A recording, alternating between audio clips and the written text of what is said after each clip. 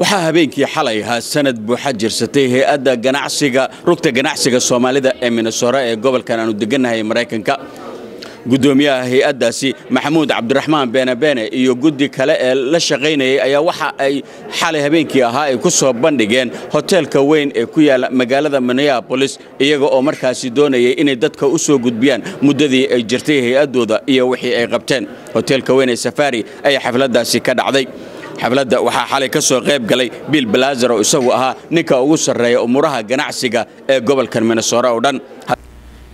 And when I think about the Somali chamber here in Minnesota, I think that the same model would work well, that you should think of the work of the chamber at these two levels. First, working to represent the community, to make Minnesota a better place, not just for business, but for Somali businesses. And then secondly, to work individually with Somali businesses to help them be more successful and grow in our state. So let me talk a little bit about what those opportunities are for Somali businesses, and then show you how the chamber can perform both of those functions.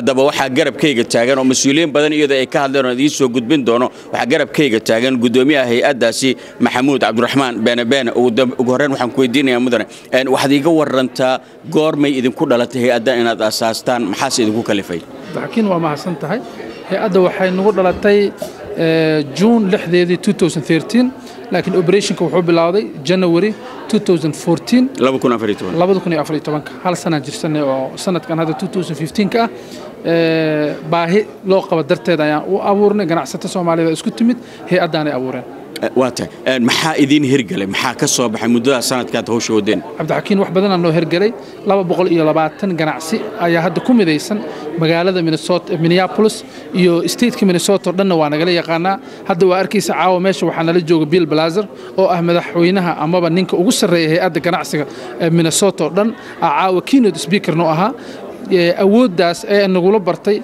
cududeena ganacsiga cadeynaysa ayaa halkii sana intaan soo shaqeynayni ay tusaale fiican caaw u ahayd waxay ka mid ahayd xafladihii aan ka soo qayb galay kuwa ugu waaweynaa ee aan la kulmay dad inta la eg oo ajaaniba iyo Soomaali fara badan iyo aqoon-yahanana way isugu yimaadeen ma isleedahay barnaamijkan waa uu si bulaalaya heerka uu joogana waa uu si dhaafi doona mustaqbalka dambe aad caawa arkaysa inta qof isugu timid waxaa sharaf weyn inoo ahayd anoo ku hadlay rugta ganacsatada Soomaalida Minnesota in caawa guul weyn aan ka gaarnay inaan isku wada imaano waxaan rajaynaynaa caawadeeda kale ee sanadka soo socoto inaan numberska oo memberska hadda noo ah si laba jibaarmi doonaan cududeena wax faham wax qabasho iyo inay wada shaqeeyaan inay si bulaalaan ganacsatada si balaartaan inay aad u sii kordhiyaan aadan My remarks are pretty few.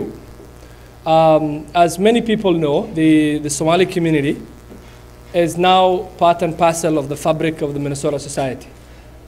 We're not necessarily new anymore.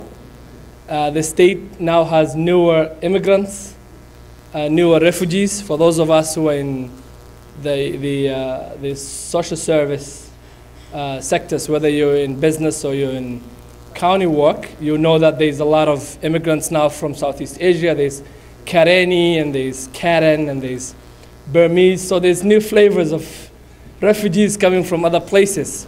Our community has now been here for at least almost 2 decades strong. So it's time. It's where you would have a virtual network connecting all the different African immigrant businesses so that, and cultural assets, so we can get, market and brand the community into a larger context. I want to acknowledge the Nasibu here, with the African Development Center, who does a lot of good work with the community. It has been demonstrated over and over, and in fact, people have won Nobel Prizes about it. When a woman is empowered, her children are empowered, their future is secured.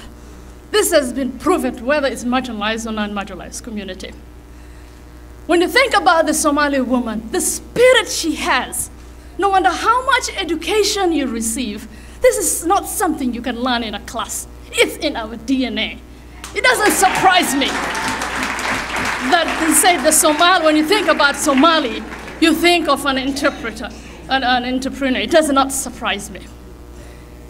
And it will be an incredible loss of opportunity if we don't harness and cultivate and invest in that spirit, especially for our subsequent second and third and fourth generations. This is a Chamber of Commerce. I see the energy that put this Chamber of Commerce in action.